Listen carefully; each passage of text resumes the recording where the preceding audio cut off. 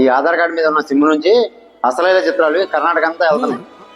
అసలు చిత్రాలు sir, Aadhaar number నాదేనండి, కాకపోతే సిమ్ నాది కాదు, దాని నుంచి తీసేయండి సార్. స్టేషన్ సిఐ గారికి కలుపుతాను, లైన్లో ఉన్నాను.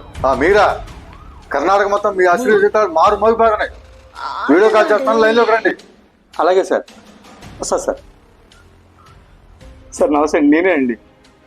చూస్తాను పద్ధతిగానే ఉన్నావు కదా, నీకేం పోయేగలం? నీ మీద 16 కేసులు ఉన్నాయి ఇప్పటికీ. నువ్వు చూస్తాను మంచిలాగా ఉన్నావు కానీ బాంబేలో మా పై ఆఫీసర్ ఉంటాడా, ఆయన హెల్ప్ చేయగలడు.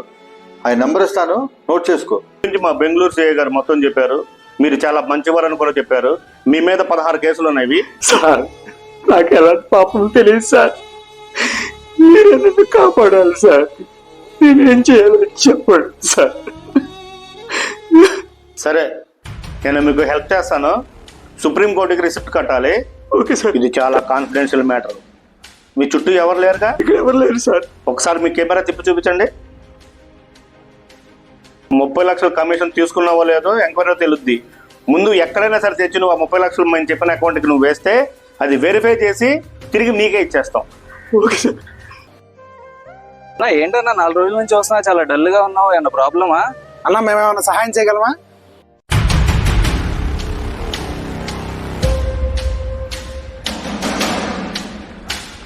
ఓరే అన్నా, పిచ్చోళ్ళ ఉన్నావే, నువ్వు మోసపోయావన్నా.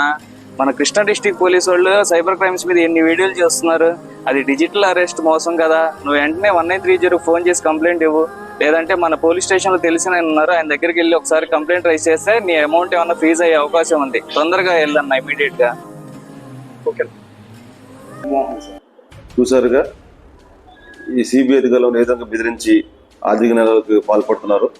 కాబట్టి మేము తెలియజేయడం ఏమనగా, ఇలాంటి ఏమైనా ఫోన్ కాల్స్ వస్తే ఎవరో కూడా వాట్సాప్ కాళ్ళు ఎత్తొద్దు.